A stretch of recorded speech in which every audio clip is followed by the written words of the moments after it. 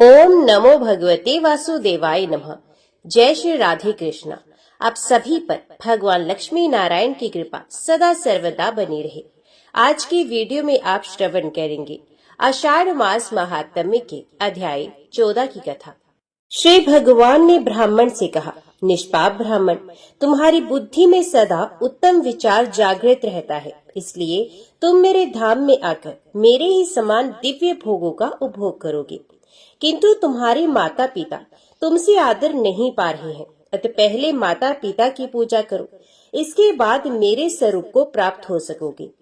उनके दुख पूर्ण उच्छ्वास और क्रोध से तुम्हारी तपस्या प्रतिदिन नष्ट हो रही है। जिस पुत्र के ऊपर सदा ही माता पिता का कोप रहता है, उसको नरक में पड़ने से मैं, ब्रह्मा तथा महादेव जी भी रोक नहीं सकते। इसलिए तुम माता पिता के पास जाओ और यत्न पूर्वक उनकी पूजा करो, फिर उन्हीं की कृपा से तुम मेरे पद को प्राप्त होगे। जगत गुरु भगवान के ऐसा कहने पर द्विज श्रेष्ठ नरोत्तम ने फिर इस प्रकार कहा, नाथ, यदि आप मुझ पर प्रसन्न हैं, तो मुझे अपने स्वरूप का दर्शन कराइए। तब संपूर्ण लोकों के एकमात्र कर्ता एवं ब्राह्मण हितैषी भगवान ने नरोत्तम के प्रेम से प्रसन्न होकर उस पुण्य कर्मा ब्राह्मण को शंख चक्र गदा और पद्म धारण किए अपने पुरुषोत्तम रूप का दर्शन कराया। उनके तेज से संपूर्ण जगत व्याप्त हो रहा था। ब्राह्मण ने दंड की भांति धरती पर गिरकर भगवान को प्रणाम किया और कहा, जगदीश्वर, आज मेरा जन्म सफल हुआ है। आज मेरे नेत्र कल्याणमय हो गए हैं। इस समय मेरे दोनों हाथ प्रशस्त हो गए। आज मैं भी धन्य हो गया। मेरे पूर्वज सनातन ब्रह्मलोक को जा रहे हैं। जनार्दन, आज आपकी कृपा से मेरे बंधु बांधव आनंदित हो रहे हैं। इस समय मेरे सभी मनोरथ सिद्ध हो गए। किंतु नाथ, मुख चांडाल आदि ज्ञानी महात्माओं की बात सोचकर मुझे बड़ा विस्मय हो रहा है। भला वे लोग देशांतर में होने वाले मेरे वृत्तांत को कैसे जानते हैं? मुख चांडाल के घर में आप अत्यंत सुंदर ब्राह्मण का रूप धारण किए विराजमान थे। इसी प्रकार पतिव्रता के घर में, तुलाधार के यहाँ, मित्र आद्रोहक के भवन में तथा इन वैष्णव महात्मा के मंदिर में भी आपका दर्शन हुआ है। इन सब बातों का यथार्थ रहस्य क्या है, मुझ पर अनुग्रह करके बताइए। श्री भगवान ने कहा, विप्रवर, मुख चांडाल सदा अपने माता पिता में भक्ति रखता है। शुभा देवी पतिव्रता है, तुलाधार सत्यवादी है और सब लोगों के प्रति समान भाव रखता है। अद्रोहक ने लोभ और काम पर विजय पाई है तथा वैष्णव मेरा अनन्य भक्त है। इन्हीं सद्गुणों के कारण प्रसन्न होकर मैं इन सबके घर में सानंद निवास करता हूँ। मेरे साथ सरस्वती और लक्ष्मी भी इन लोगों के यहाँ मौजूद रहती हैं। मुख चांडाल त्रिभुवन में सबका कल्याण करने वाला है। चांडाल होने पर भी वे सदाचार में स्थित है, इसलिए देवता उसे ब्राह्मण मानते हैं। पुण्य कर्म द्वारा मुख चांडाल की समानता करने वाला इस संसार में दूसरा कोई नहीं। वे सदा माता पिता की भक्ति में संलग्न रहता है। उसने अपनी इस भक्ति के बल से तीनों लोकों को जीत लिया है। उसकी माता पिता के प्रति भक्ति देखकर मैं बहुत संतुष्ट रहता हूँ और इसीलिए उसके घर के भीतर आकाश में संपूर्ण देवताओं के साथ ब्राह्मण के रूप में निवास करता हूँ। इसी प्रकार मैं उस पतिव्रता के, तुलाधार के, अद्रोहक के और इस वैष्णव के घर में भी सदा निवास करता हूँ। धर्मज्ञ, एक मुहूर्त के लिए भी मैं इन लोगों का घर नहीं छोड़ता। जो पुण्य आत्मा है वे ही मेरा प्रतिदिन दर्शन पाते हैं, दूसरे पापी मनुष्य नहीं। तुमने अपने पुण्य के प्रभाव से और मेरे अनुग्रह के कारण मेरा दर्शन किया है। अब मैं क्रमश उन महात्माओं के सदाचार का वर्णन करूंगा। तुम ध्यान देकर सुनो। ऐसे वर्णनों को सुनकर मनुष्य जन्म और मृत्यु के बंधन से सर्वथा मुक्त हो जाता है। देवताओं में भी पिता और माता से बढ़कर तीर्थ नहीं है। जिसने माता पिता की आराधना की है वही पुरुषों में श्रेष्ठ है। वे मेरे हृदय में रहता है और मैं उसके हृदय में। हम दोनों में कोई अंतर नहीं रह जाता। इहलोक और परलोक में भी वे मेरे ही समान पूजनीय है। वे अपने समस्त बंधु बांधवों के साथ मेरे रमणीय धाम में पहुंचकर मुझ में ही लीन हो जाता है। माता पिता की आराधना के बल से ही ये नरश्रेष्ठ मुख चांडाल तीनों लोगों की बातें जानता है। फिर इस विषय में तुम्हें विस्मय क्यों हो रहा है? ब्राह्मण ने पूछा, जगदीश्वर, मोह और अज्ञानवश पहले माता पिता की आराधना न करके फिर भले बुरे का ज्ञान होने पर यदि मनुष्य पुनः माता पिता की सेवा करना चाहे तो उसके लिए क्या कर्तव्य है? श्री भगवान ने कहा, विप्रवर, 1 वर्ष 1 मास, 1 पक्ष, 1 सप्ताह अथवा 1 दिन भी जिसने माता पिता की भक्ति की है वे मेरे धाम को प्राप्त होता है, तथा जो उनके मन को कष्ट पहुंचाता है वे अवश्य ही नरक में पड़ता है। जिसने पहले अपने माता पिता की पूजा की हो या ना की हो, यदि उनकी मृत्यु के पश्चात वे सांड छोड़ता है तो उसे पितृ भक्ति का फल मिल जाता है। जो बुद्धिमान पुत्र अपने सर्वस्व लगाकर माता पिता का श्राद्ध करता है वे जाति स्मरण पूर्व जन्म की बातों को स्मरण करने वाला होता है और उसे पितृ भक्ति का पूरा फल मिल जाता है। श्राद्ध से बढ़कर महान यज्ञ तीनों लोकों में दूसरा कोई नहीं। इसमें जो कुछ दान दिया जाता है वे सब अक्षय होता है। दूसरों को जो दान दिया जाता है उसका फल 10,000 गुना होता है। अपनी जाति वालों को देने से लाख गुना, पिंडदान में लगाया हुआ धन करोड़ गुना और ब्राह्मण को देने पर वे अनंत गुना फल देने वाला बताया गया है। जो गंगा जी के जल में और गया, प्रयाग, पुष्कर, काशी, सिद्धकुंड तथा गंगा सागर संगम तीर्थ में पितरों के लिए अन्नदान करता है उसकी मुक्ति निश्चित है तथा उसके पितर अक्षय स्वर्ग प्राप्त करते हैं। उनका जन्म सफल हो जाता है। जो विशेषत गंगा जी में तिल मिश्रित जल के द्वारा तर्पण करता है उसे भी मोक्ष का मार्ग मिल जाता है। फिर जो पिंडदान करता है उसके लिए तो कहना ही क्या है। अमावस्या और युगादि तिथियों को तथा चंद्रमा और सूर्य ग्रहण के दिन जो पार्वण श्राद्ध करता है वे अक्षय लोक का भागी होता है। उसके पितृ उसे प्रिय आशीर्वाद और अनंत भोग प्रदान करके 10,000 वर्षों तक तृप्त रहते हैं। इसलिए प्रत्येक पर्व पर पुत्रों को प्रसन्नता पूर्वक पार्वण श्राद्ध करना चाहिए। माता पिता के श्राद्ध यज्ञ का अनुष्ठान करके मनुष्य सब प्रकार के बंधनों से मुक्त हो जाता है। जो श्राद्ध प्रतिदिन किया जाता है उसे नित्य श्राद्ध कहा जाता है। जो पुरुष श्रद्धा पूर्वक नित्य श्राद्ध करता है वे अक्षय लोक का उपभोग करता है। इसी प्रकार कृष्ण पक्ष में विधि पूर्वक काम्य श्राद्ध का अनुष्ठान करके मनुष्य मनोवांछित फल प्राप्त करता है। आषाढ़ की पूर्णिमा के बाद जो 5वां पक्ष आता है जिसे महालय या पितृ पक्ष कहते हैं उसमें पितरों का श्राद्ध करना चाहिए। उस समय सूर्य कन्या राशि पर गए हैं या नहीं इसका विचार नहीं करना चाहिए। जब सूर्य कन्या राशि पर स्थित होते हैं उस समय से लेकर 16 दिन उत्तम दक्षिणाओं से संपन्न यज्ञों के समान महत्व रखते हैं। उन दिनों में इस परम पवित्र काम्य श्राद्ध का अनुष्ठान करना उचित है। इसे श्राद्ध कर्ता का मंगल होता है। यदि उस समय श्राद्ध ना हो सके तो जब सूर्य तुला राशि पर स्थित हो उसी समय कृष्ण पक्ष आदि में उक्त श्राद्ध करना उचित है। चंद्र ग्रहण के समय सभी दान भूमि दान के समान होते हैं। सभी ब्राह्मण व्यास जी के समान माने जाते हैं और समस्त जल गंगा जल के तुल्य हो जाता है। चंद्र ग्रहण में दिया हुआ दान और समय की अपेक्षा लाख गुना तथा सूर्य ग्रहण का 10 लाख गुना अधिक फल देने वाला बताया गया है। और यदि गंगा जी का जल प्राप्त हो जाए तब तो चंद्र ग्रहण का दान करोड़ गुना और सूर्य ग्रहण में दिया हुआ दान 10 करोड़ गुना अधिक फल देने वाला होता है।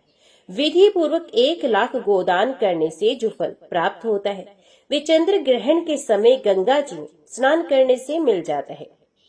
जो चंद्रमा और सूर्य के ग्रहण में गंगा जी के जल में डुबकी लगाता है उसे संपूर्ण तीर्थों में स्नान करने का फल मिलता है। यदि रविवार को सूर्य ग्रहण और सोमवार को चंद्र ग्रहण हो तो वे चूड़ामणि नामक योग कहलाता है। उसमें स्नान और दान का अनंत फल माना गया है। उस समय पुण्य तीर्थ में पहले उपवास करके जो पुरुष पिंड दान, तर्पण तथा धन दान करता है वे सत्यलोक में प्रतिष्ठित होता है। ब्राह्मण ने पूछा, देव, आपने पिता के लिए किए जाने वाले श्राद्ध नामक महायज्ञ का वर्णन किया। अब ये बताइए कि पुत्र को पिता के जीते जी क्या करना चाहिए। कौन सा कर्म करके बुद्धिमान पुत्र को जन्म जन्मांतरों में परम कल्याण की प्राप्ति हो सकती है। ये सब बातें यत्न पूर्वक बताने की कृपा कीजिए। श्री भगवान बोले, विप्रवर, पिता को देवता के समान समझकर उनकी पूजा करनी चाहिए और पुत्र की भांति उन पर स्नेह रखना चाहिए। कभी मन से भी उनकी आज्ञा का उल्लंघन नहीं करना चाहिए। जो पुत्र रोगी पिता की भली भांति परिचर्या करता है उसे अक्षय स्वर्ग की प्राप्ति होती है और वह सदा देवताओं द्वारा पूजित होता है। पिता जब मरणासन होकर मृत्यु के लक्षण देख रहे हो उस समय भी उनका पूजन करके पुत्र देवताओं के समान हो जाता है। पिता की सदगति के निमित्त विधि पूर्वक उपवास करने से जो लाभ होता है अब उसका वर्णन करता हूँ, सुनो। 1000 अश्वमेध और 100 राजस्व यज्ञ करने से जो पुण्य होता है वही पुण्य पिता के निमित्त उपवास करने से प्राप्त होता है। वही उपवास यदि तीर्थ में किया जाए तो उन दोनों यज्ञों से करोड़ गुना अधिक फल हो जाता है। जिस श्रेष्ठ पुरुष के प्राण गंगा जी के जल में छूटे हैं वे पुण्य माता के दूध का पान नहीं करता वरम मुक्त हो जाता है। जो अपने इच्छा अनुसार काशी में रहकर प्राण त्याग करता है वे मनुवांशिक फल भोगकर मेरे स्वरूप में लीन हो जाता है। योग युक्त नैष्ठिक ब्रह्मचारी मुनियों को जिस गति की प्राप्ति होती है वही गति ब्रह्मपुत्र नदी की 7 धाराओं में प्राण त्याग करने वाले को मिलती है। विशेषतः अंत काल में जो सोन नदी के उत्तर तट का आश्रय लेकर विधि पूर्वक प्राण त्याग करता है वे मेरी समानता को प्राप्त होता है। जिस मनुष्य की मृत्यु घर के भीतर होती है उस घर के छप्पर में जितनी गांठें बंधी रहती हैं उतने ही बंधन उसके शरीर में भी बंध जाते हैं। 1-1 वर्ष के बाद उसका एक बंधन खुलता है। पुत्र और भाई बंधु देखते रह जाते हैं, किसी के द्वारा उसे उस बंधन से छुटकारा नहीं मिलता। पर्वत, जंगल, दुर्गम भूमि या जल रहित स्थान में प्राण त्याग करने वाला मनुष्य दुर्गति को प्राप्त होता है। उसे कीड़े आदि की योनि में जन्म लेना पड़ता है।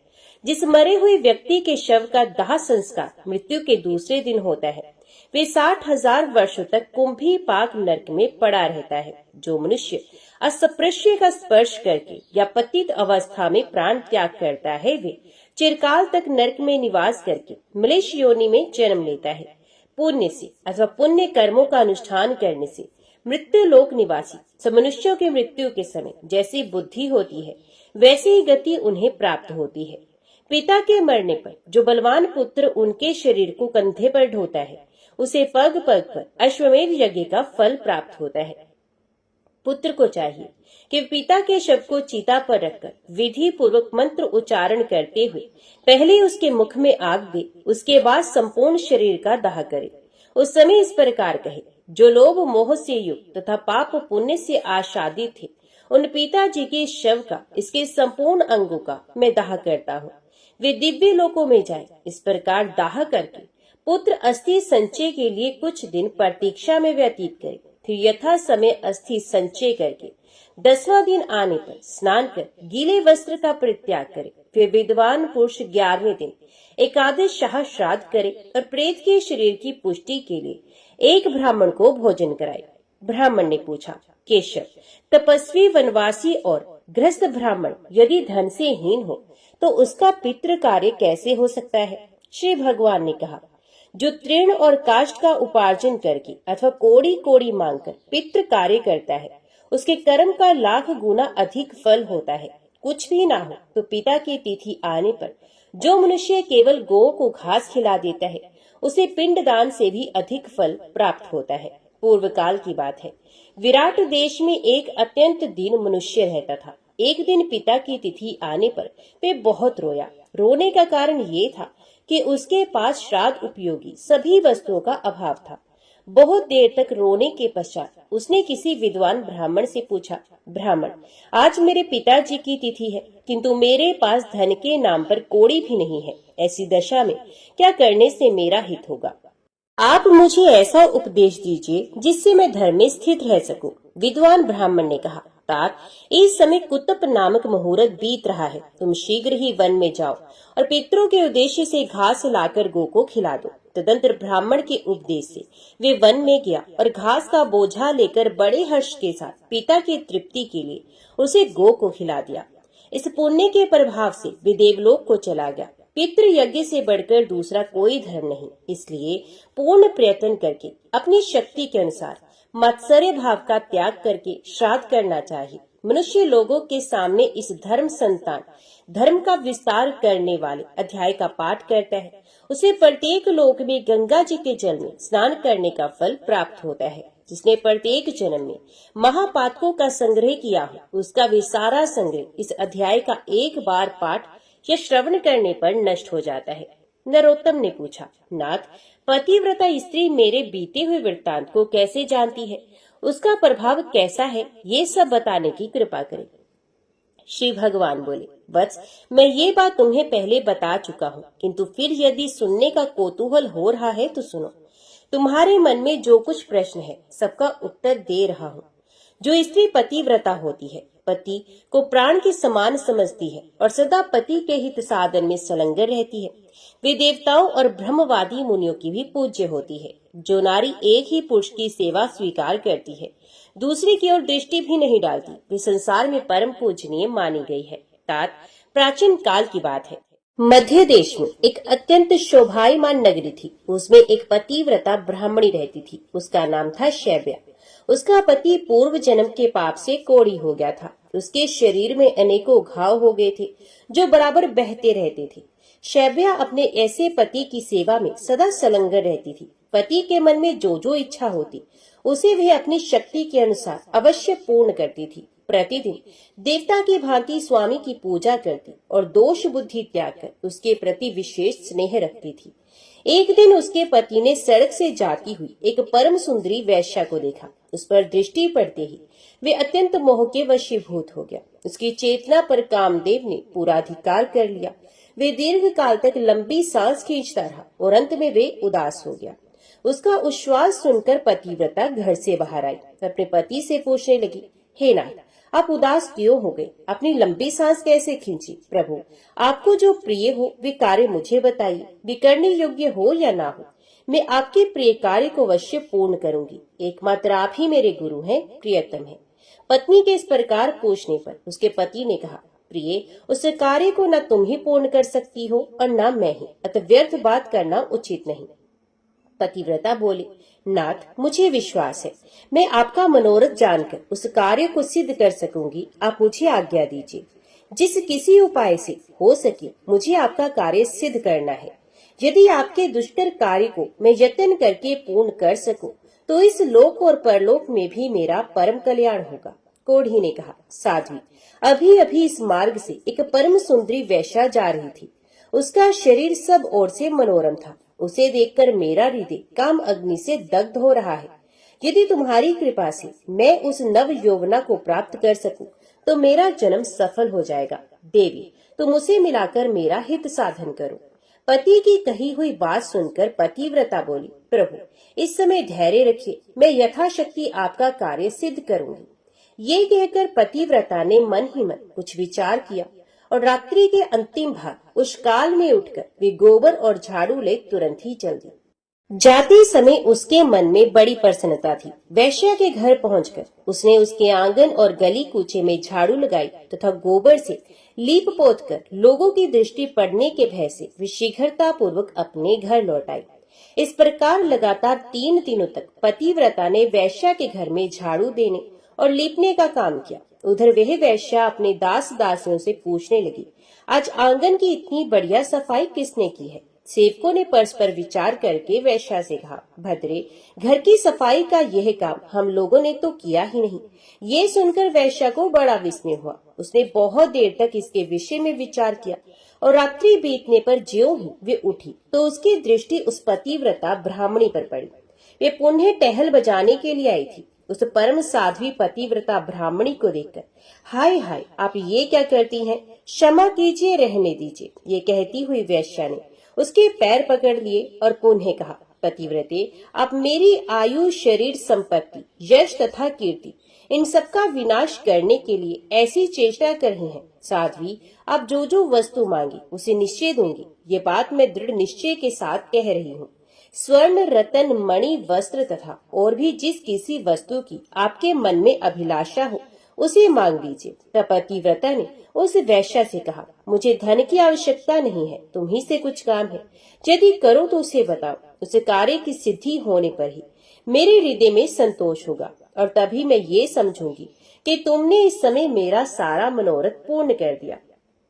वैश्या बोली, पतिव्रते अब जल्दी बताइए, मैं सच सच कहती हूँ, आपका अभिष्ट कार्य अवश्य करूंगी। माताजी, आप तुरंत ही अपनी आवश्यकता बताएं और मेरी रक्षा करें। पतिव्रता ने लजाते लजाते वह कार्य जो उसके पति को श्रेष्ठ एवं प्रिय जान पड़ता था कह सुनाया। उसे सुनकर वैश्या एक क्षण तक अपने कर्तव्य और उसके पति की पीड़ा पर कुछ विचार करती रही। दुर्गंध युक्त कोढ़ी मनुष्य के साथ संसर्ग करने की बात सोचकर उसके मन में बड़ा दुख हुआ। ये पतिव्रता से इस प्रकार बोली, देवी, यदि आपके पति मेरे घर पर आए तो मैं एक दिन की उनकी इच्छा पूर्ण करूंगी। पतिव्रता ने कहा, सुंदरी, मैं आज ही रात में अपने पति को लेकर तुम्हारे घर में आऊंगी और जब वे अपनी अभिष्ट वस्तु का उपभोग करके संतुष्ट हो जाएंगे तो पुनः उनको अपने घर ले जाऊंगी। वैश्या बोली, महाभागे, अब शीघ्र ही अपने घर को पधारो। तुम्हारे पति आज आधी रात के समय मेरे महल में आए। ये सुनकर वे पतिव्रता स्त्री अपने घर चली आई। वहां पहुंचकर उसने पति से निवेदन किया, प्रभु, आपका कार्य सफल हो गया, आज ही रात में आपको उसके घर जाना है। कोढ़ी ब्राह्मण बोला, देवी, मैं कैसे उसके घर जाऊंगा, मुझसे तो चला नहीं जाता, फिर किस प्रकार वह कार्य सिद्ध होगा। पतिव्रता बोली, प्राणनाथ, मैं आपको अपनी पीठ पर बैठाकर उसके घर पहुंचाऊंगी और आपका मनोरथ सिद्ध हो जाने पर फिर उसी मार्ग से लौटा ले आऊंगी। ब्राह्मण ने कहा, कल्याणी, तुम्हारे करने से ही मेरा सब कार्य सिद्ध होगा। इस समय तुमने जो काम किया है वो दूसरी स्त्रियों के लिए दुष्कर है। श्री भगवान कहते हैं, उस नगर में किसी धनी के घर में चोरों ने बहुत सा धन चुरा लिया था। ये बात जब राजा के कानों में पड़ी तब उन्होंने रात में घूमने वाले समस्त गुप्तचरों को बुलाया और कुपित होकर कहा, यदि तुम्हें जीवित रहने की इच्छा है तो आज चोर को पकड़कर मेरे हवाले करो। राजा की ये आज्ञा पाकर सभी गुप्तचर व्याकुल हो उठे और चोर को पकड़ने की इच्छा से चल दिए। उस नगर के पास ही एक घना जंगल था, जहाँ एक वृक्ष के नीचे महातेजस्वी मुनिवर मांडव्य समाधि लगाकर बैठे थे। वे योगियों में प्रधान महर्षि अग्नि के समान दैदीप्यमान हो रहे थे। ब्रह्मा जी के समान तेजस्वी उन महामुनि को देखकर दुष्ट गुप्तचरों ने आपस में कहा, यही चोर है, ये धूर्त अद्भुत रूप बनाए इस जंगल में निवास करता है। यो कहकर उन पापियों ने मुनि श्रेष्ठ मांडव्य को बांध लिया, किंतु उन कठोर स्वभाव वाले मनुष्यों से न तो उन्होंने कुछ कहा न उनकी ओर दृष्टिपात ही किया। जब गुप्तचर उन्हें बांधकर राजा के पास ले गए तो राजा ने कहा, आज मुझे चोर मिला है, तुम लोग इसे नगर के निकटवर्ती प्रवेश द्वार के मार्ग पर ले जाओ और जो चोर के लिए नियत दंड है वे इसे दो। उन्होंने मांडव्य मुनि को वहां ले जाकर मार्ग में गड़े हुए शूल पर रख दिया। ये शूल मुनि के गुदा द्वार से प्रविष्ट होकर मस्तक के पार हो गया। उनका सारा शरीर शूल से बिंध गया। इसी बीच में आधी रात के घोर अंधकार में, जबकि आकाश में घटाएं घिरी हुई थी, वे पतिव्रता ब्राह्मणी अपने पति को पीठ पर बैठाकर वैश्या के घर जा रही थी। वे मुनि के निकट से होकर निकली अतः उस कोढ़ी का शरीर मांडव्य मुनि के शरीर से छू गया। कोढ़ी के संसर्ग से उनकी समाधि भंग हो गई। वे कुपित होकर बोले, जिसने इस समय मुझे गाढ़ वेदना का अनुभव कराने वाली कष्टमय अवस्था में पहुंचा दिया, वे सूर्य उदय होते होते भस्म हो जाए। मांडव्य के इतना कहते ही वे कोढ़ी पृथ्वी पर गिर पड़ा। तब पतिव्रता ने कहा, आज से 3 दिनों तक सूर्य का उदय ही नहीं होगा। यो कहकर वे अपने पति को घर ले गई और एक सुंदर शैया पर सुला स्वयं उसे थाम कर बैठी रही। उधर मुनि श्रेष्ठ मांडव्य उस कोढ़ी को शापते अपने अभिष्ट स्थान को चले गए। संसार में 3 दिनों के समय तक सूर्य का उदय होना रुक गया। चराचर प्राणियों से संपूर्ण त्रिलोकी भी व्यथित हो गई।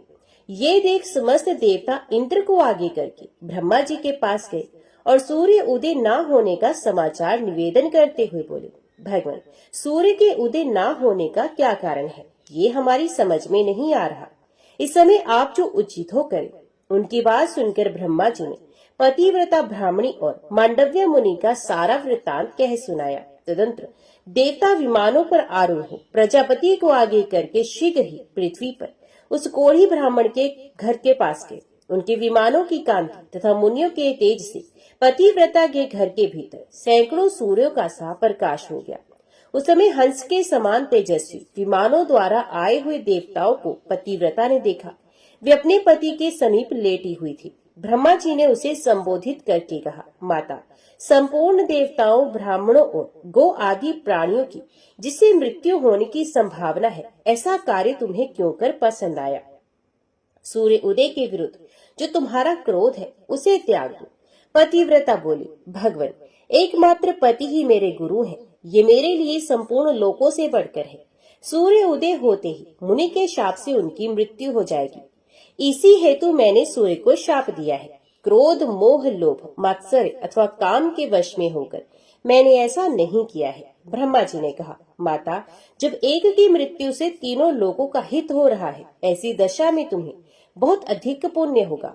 पतिव्रता बोली, पति का त्याग करके मुझे आपका परम कल्याण में सत्यलोक भी अच्छा नहीं लगता। ब्रह्मा जी ने कहा, देवी, सूर्य उदय होने पर जब सारी त्रिलोकी स्वस्थ हो जाएगी, तब तुम्हारे पति के भस्म हो जाने पर भी मैं तुम्हारा कल्याण साधन करूंगा। हम लोगों के आशीर्वाद से ये कोढ़ी ब्राह्मण कामदेव के समान सुंदर हो जाएगा। ब्रह्मा जी के यों कहने पर उस सती ने क्षण भर कुछ विचार किया। उसके बाद हाँ कहकर उसने स्वीकृति दे दी। फिर तो तत्काल सूर्य उदय हुआ और मुनि के शाप से पीड़ित ब्राह्मण राग का ढेर हो गया। फिर उस राग से कामदेव के समान सुंदर रूप धारण किए वे ब्राह्मण प्रकट हुआ। ये देखकर समस्त पूर्ववासी बड़े विस्मय में पड़े। देवता प्रसन्न हो गए। सब लोगों का चित्त पूर्ण स्वस्थ हुआ। उसमें स्वर्गलोक से सूर्य के समान तेजस्वी एक विमान आया और वे साध्वी अपने पति के साथ उस पर बैठकर देवताओं के साथ स्वर्ग को चले गए। शुभा भी ऐसी ही पतिव्रता है, इसलिए वे मेरे समान है। उस सती तत्व के प्रभाव से ही वे भूत, भविष्य और वर्तमान तीनों कालों की बातें जानती है। जो मनुष्य इस परम उत्तम पुण्य में उपाख्यान को लोक में सुनाएगा, उसके जन्म जन्म के किए हुए पाप नष्ट हो जाएंगे।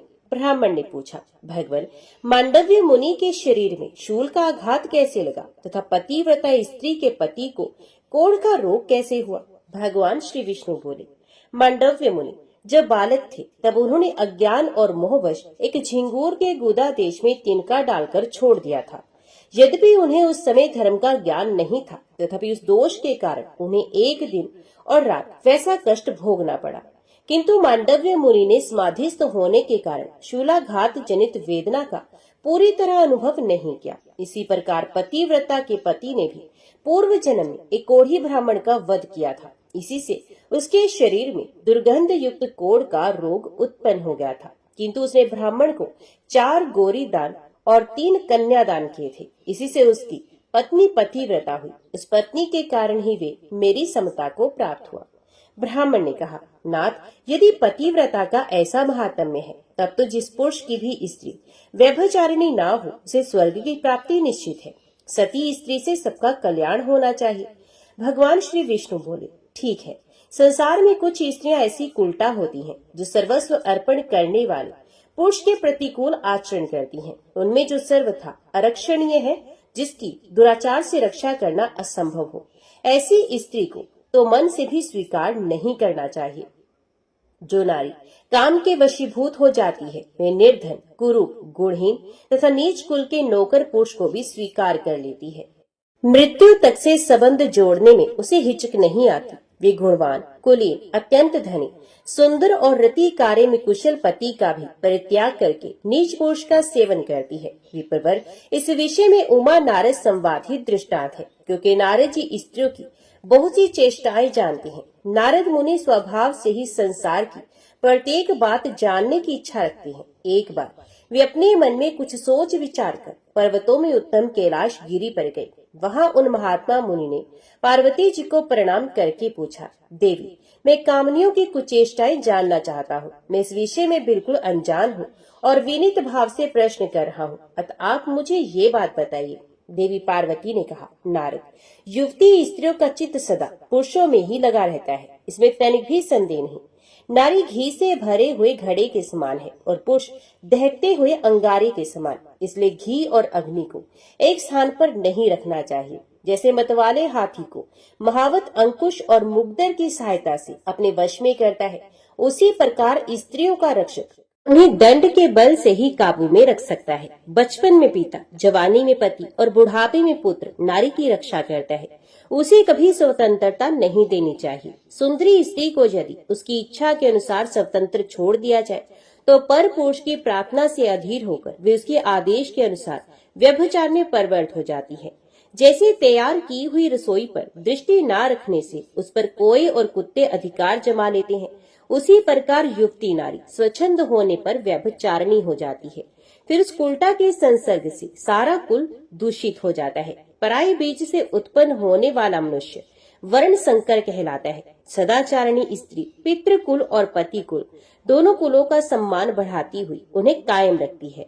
साध्वी नारी अपने कुल का उद्धार करती है और दुराचारिणी उसे नरक में गिराती है। कहते हैं संसार में स्त्री के ही अधीन स्वर्ग, कुल, कलंक, यश, अपयश, पुत्र, पुत्री और मित्र आदि की स्थिति है। इसलिए विद्वान पुरुष संतान की इच्छा से विवाह करे। जो पापी पुरुष मोहवश किसी साध्वी स्त्री को दूषित करके छोड़ देता है, वे उस स्त्री की हत्या का पाप भोगता हुआ नरक में गिरता है। जो पराई स्त्री के साथ बलात्कार करता अथवा उसे धन का लालच देकर फंसाता है, वे संसार में स्त्री हत्यारा कहलाता है और मरने के पश्चात घोर नरक में पड़ता है।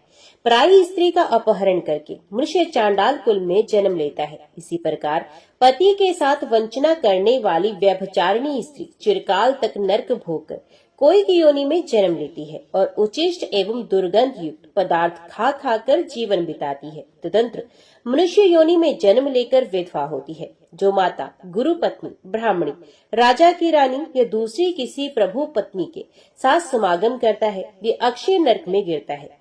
बहन, भांजी की स्त्री, बेटी, बेटे की बहू, चाची, मामी, बुआ तथा मौसी आदि अन्यान्य स्त्रियों के साथ समागम करने पर भी कभी नरक से उद्धार नहीं होता। यही नहीं, उसे ब्रह्म हत्या का पाप भी लगता है तथा वे अंधा, गूंगा और बहरा होकर निरंतर नीचे गिरता जाता है। उस अधपतन से उसका कभी बचाव नहीं हो पाता। ब्राह्मण ने पूछा, भगवान, ऐसा पाप करके मनुष्य का उससे किस प्रकार उद्धार हो सकता है? श्री भगवान ने कहा, उपर्युक्त स्त्रियों के साथ समागम करने वाला पुरुष लोहे की स्त्री प्रतिमा बनवाकर उसे आग में खूब तपाए, फिर उसका गाढ़ आलिंगन करके प्राण त्याग दे और शुद्ध होकर परलोक की यात्रा करे। जो मनुष्य गृहस्थ आश्रम का परित्याग करके मुझ में मन लगाता है और प्रतिदिन मेरे गोविंद नाम का स्मरण करता है, उसके सब पापों का नाश हो जाता है। उसके द्वारा की हुई हजारों ब्रह्म हत्याएं, 100 बार किया हुआ गुरुपत्नी समागम, लाख बार किया हुआ पैष्टी मदिरा का सेवन, स्वर्ण की चोरी, पापियों के साथ चिरकाल तक संसर्ग रखना, ये तथा और भी जितने बड़े बड़े पाप एवं पातक हैं, वे सब मेरा नाम लेने से तत्काल नष्ट हो जाते हैं। ठीक उसी तरह जैसे अग्नि के पास पहुंचने पर रुई के ढेर जल जाते हैं, अतः मनुष्य को उचित है कि वे मेरे गोविंद नाम का स्मरण करके पवित्र हो जाए। परंतु जो नाम के भरोसे पाप करता है, नाम उसकी रक्षा कभी नहीं करता, अथवा जो प्रतिदिन मुझ गोविंद का कीर्तन और पूजन करते हुए गृहस्थाश्रम में निवास करता है, वे पाप से तर जाता है। तात गंगा के रमणीय तट पर चंद्र ग्रहण की मंगलमय वेला में करोड़ों गोदान करने से मनुष्य को जो फल मिलता है, उससे 1000 गुना अधिक फल गोविंद का नाम कीर्तन करने से प्राप्त होता है। कीर्तन करने वाला मनुष्य मेरे वैकुंठ धाम में सदा निवास करता है। पुराण में मेरी कथा सुनने से मानव मेरी समानता प्राप्त करता है। जो पुराण की कथा सुनाता है, उसे मेरा सायुज्य प्राप्त होता है। अतः प्रतिदिन पुराण का श्रवण करना चाहिए। पुराण धर्मों का संग्रह है। विप्रवर, अब मैं सती स्त्रियों में जो अत्यंत उत्कृष्ट गुण होते हैं, उनका वर्णन करता हूँ। सती स्त्री का वंश शुद्ध होता है, वहाँ सदा लक्ष्मी निवास करती है। सती के पितृकुल और पति कुल दोनों कुलों को तथा उसके स्वामी को भी स्वर्गलोक की प्राप्ति होती है। जो स्त्रियां अपने जीवन का पूर्व काल पुण्य पाप मिश्रित कर्मों में व्यतीत करके पीछे भी पतिव्रता होती हैं, उन्हें भी मेरे लोक की प्राप्ति हो जाती है। जो स्त्री अपने स्वामी का अनुगमन करती है, वे शराबी, ब्रह्म हत्यारे तथा सब प्रकार के पापों से लदे हुए पति को भी पाप मुक्त करके अपने साथ स्वर्ग में ले जाती है। जो मरे हुए पति के पीछे प्राण त्याग करके जाती है, उसे स्वर्ग की प्राप्ति निश्चित है। जो नारी पति का अनुगमन करती है, वे मनुष्य के शरीर में जितने 3.5 करोड़ रोम होते हैं, इतने ही वर्षों तक स्वर्ग लोक में निवास करती है। यदि पति की मृत्यु कहीं दूर हो जाए, तो उसका कोई चिन्ह पाकर जो स्त्री चिता की अग्नि में प्राण त्याग करती है, वे अपने पति का पाप से उद्धार करती है। जो स्त्री पतिव्रता होती है उसे चाहिए कि यदि पति की मृत्यु परदेश में हो जाए तो उसका कोई चिन्ह प्राप्त करे और उसे ही लेकर अग्नि में शयन करके स्वर्गलोक की यात्रा करे। यदि ब्राह्मण जाति की स्त्री मरे हुए पति के साथ चिता अग्नि में प्रवेश करे तो उसे आत्मघात का दोष लगता है, जिससे ना तो वे अपने को और ना ही अपने पति को ही स्वर्ग में पहुंचा पाती है। इसलिए ब्राह्मण जाति की स्त्री अपने मरे हुए पति के साथ जलकर ना मरे, ये ब्रह्मा जी की आज्ञा है। ब्राह्मणी विधवा को वैधव्य व्रत का आचरण करना चाहिए। जो विधवा एकादशी का व्रत नहीं रखती वे दूसरे जन्म में भी विधवा ही होती है तथा प्रत्येक जन्म में दुर्भाग्य से पीड़ित रहती है। मछली मांस खाने और व्रत ना करने से वे चिरकाल तक नरक में रहकर फिर कुत्ते की योनि में जन्म लेती है। जो कुल नाशनी विधवा दुराचारिणी होकर मैथुन करती है वे नरक यातना भोगने के पश्चात 10 जन्मों तक गीधनी होती है, फिर 2 जन्मों तक लोमड़ी होकर पीछे मनुष्य योनि में जन्म लेती है। उसने भी बाल विधवा होकर दासी भाव को प्राप्त होती है। ब्राह्मण ने कहा, भगवान यदि आपका मुझ पर अनुग्रह है तो अब कन्यादान के फल का वर्णन कीजिए, साथ ही उसकी यथार्थ विधि भी बताइए। श्री भगवान बोले, ब्राह्मण रूपवान, गुणवान, कुलीन, तरुण, समृद्धिशाली और धन धान्य से संपन्न वर को कन्यादान करने का जो फल होता है उसे श्रवण करो। जो मनुष्य आभूषणों से युक्त कन्या का दान करता है उसके द्वारा पर्वत, वन और काननों से संपूर्ण पृथ्वी का दान हो जाता है। जो पिता कन्या का शुल्क लेकर खाता है वे नरक में पड़ता है। जो मूर्ख अपनी पुत्री को बेच देता है उसका कभी नरक से उद्धार नहीं होता। जो लोभवश अयोग्य पुरुष को कन्या दान देता है ये रौरव नरक में पड़कर अंत में चांडाल होता है। इसी से विद्वान पुरुष दामाद से शुल्क लेने का कभी विचार भी मन में नहीं लेते। अपनी ओर से दामाद को जो कुछ दिया जाता है वे अक्षय हो जाता है। पृथ्वी, गो, सोना, धन धान्य और वस्त्र आदि जो कुछ दामाद को दहेज के रूप में दिया जाता है सब अक्षय फल को देने वाला होता है। जैसे कटी हुई डोर घड़े के साथ स्वयं भी कुएं में डूब जाती है, उसी प्रकार यदि दाता संकल्प किए हुए दान को भूल जाता है और दान लेने वाला पुरुष फिर उसे याद दिलाकर मांगता नहीं तो वे दोनों नरक में पड़ते हैं। सात्विक पुरुष को उचित है कि वे जमाता को दहेज में देने के लिए निश्चित की हुई सभी वस्तुएं अवश्य दे डाले। ना देने पर पहले तो वे नरक में पड़ता है, फिर प्रतिग्रह लेने वाले के दास के रूप में जन्म ग्रहण करता है। जो बहुत खाता हो, अधिक दूर रहता हो, अत्यधिक धनवान हो, जिसमें अधिक दुष्टता हो, जिसका कुल उत्तम ना हो तथा जो मूर्ख हो, इन 6 मनुष्यों को कन्या नहीं देनी चाहिए। इसी प्रकार अति वृद्ध, अत्यंत दीन, रोगी, अति निकट रहने वाले, अत्यंत क्रोधी और असंतुष्ट, इन 6 व्यक्तियों को भी कन्यादान नहीं करना चाहिए। इन्हें कन्या देकर मनुष्य नरक में पड़ता है। धन के लोभ से या सम्मान मिलने की आशा से जो कन्या देता या एक कन्या दिखाकर दूसरी का विवाह कर देता है वे भी नरकगामी होता है। जो प्रतिदिन इस परम उत्तम पुण्य में उपाख्यान का श्रवण करता है उसके जन्म जन्म के पाप नष्ट हो जाते हैं। ब्राह्मण ने कहा, प्रभु यदि मुझ पर आपकी कृपा हो तब तुलाधार के चरित्र और अनुपम प्रभाव का पूरा पूरा वर्णन कीजिए। श्री भगवान बोले, जो सत्य का पालन करते हुए लोभ और दोष बुद्धि का त्याग करके प्रतिदिन कुछ दान करता है उसके द्वारा मानो नित्य प्रति उत्तम दक्षिणा से युक्त 100 यज्ञों का अनुष्ठान होता रहता है।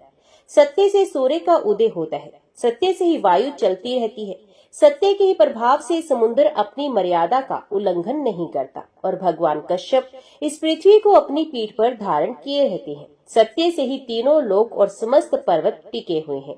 जो सत्य से भ्रष्ट हो जाता है उस प्राणी को निश्चय ही नरक में निवास करना पड़ता है।